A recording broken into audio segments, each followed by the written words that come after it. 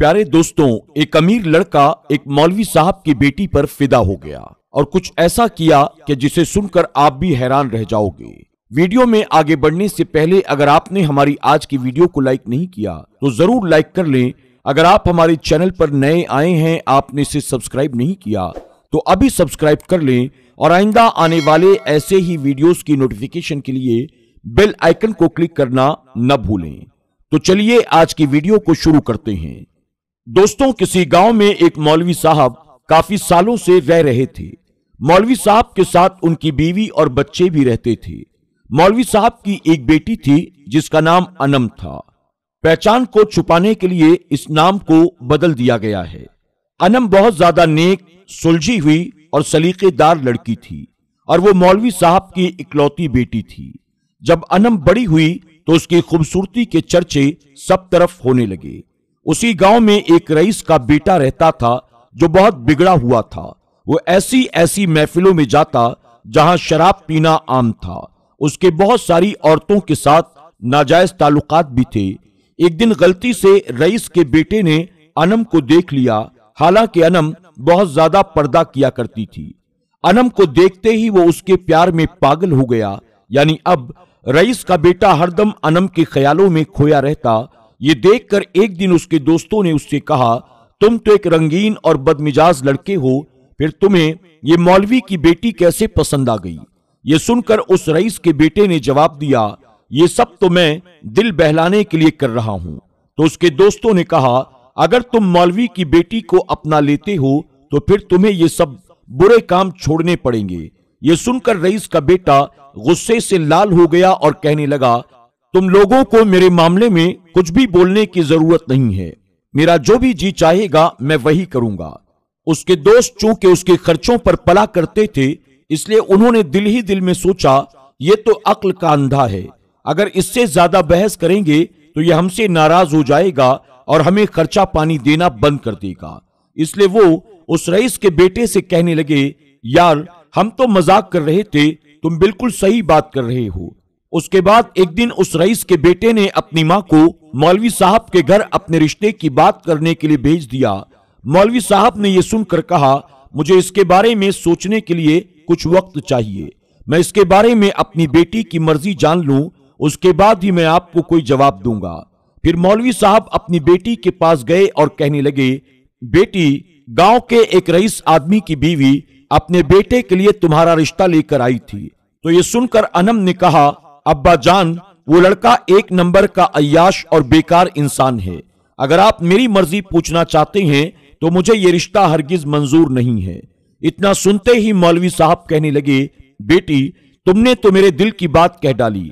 मुझे भी वो लड़का बिल्कुल पसंद नहीं। मैं तो सिर्फ ये देखना चाहता था कि तुम उसके बारे में कैसा फैसला करती हो।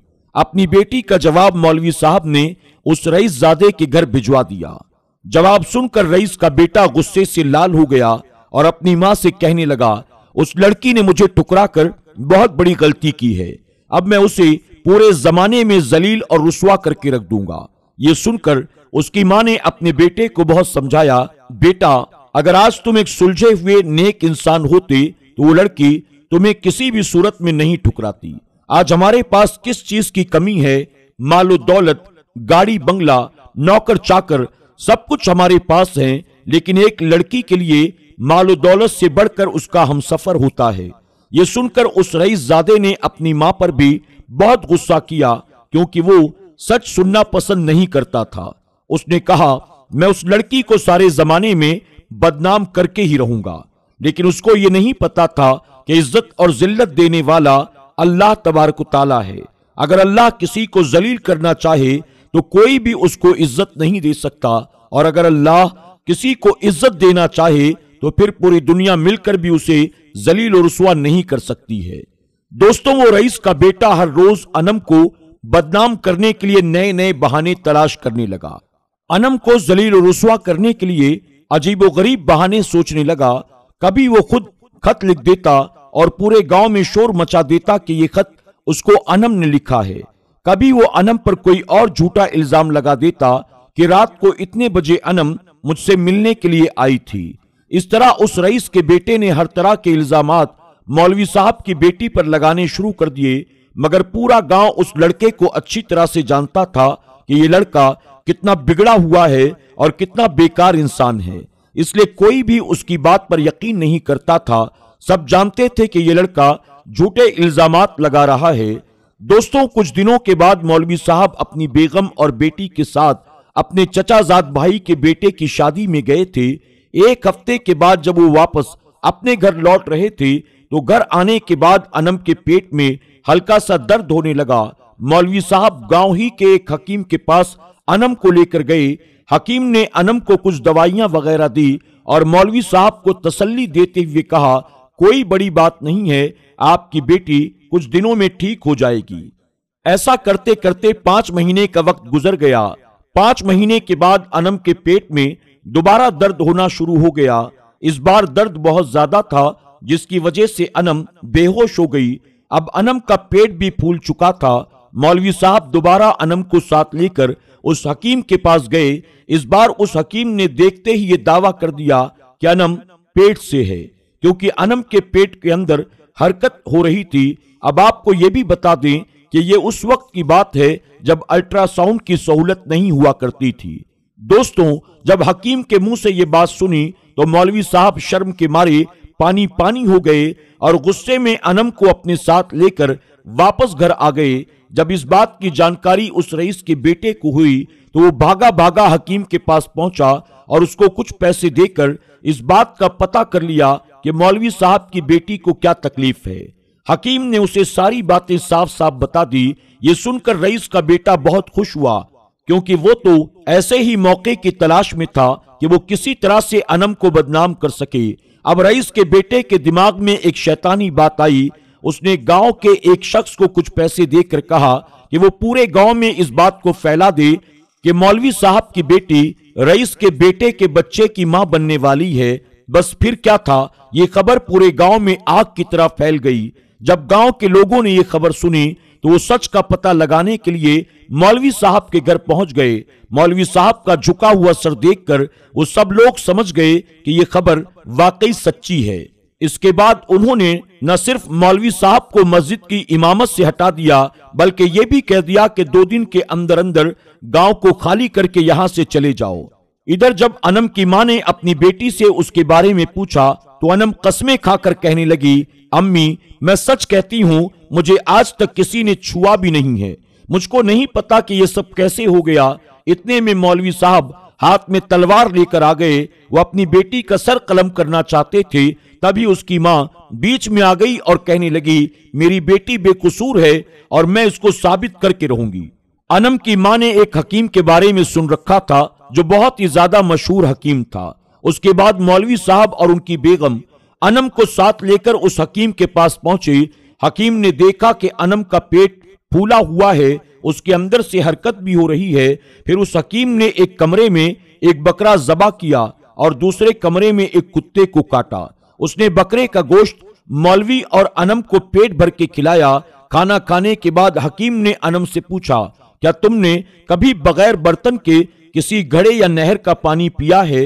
तो ये सुनकर अनम ने बताया, हाँ, जब वो एक शादी में जा रही थी तो गर्मी बहुत ज्यादा थी, इसलिए मुझे रास्ते में बहुत जोर से प्यास लगी। उस वक्त मैंने एक नहर के किनारे से पानी पी लिया था। उसके बाद वो हकीम अनम को लेकर उस कमरे में गया जहां पर उसने कुत्ते को काटा था। तो अनम ने कहा, तुमने इस कुत्ते को क्यों काटा?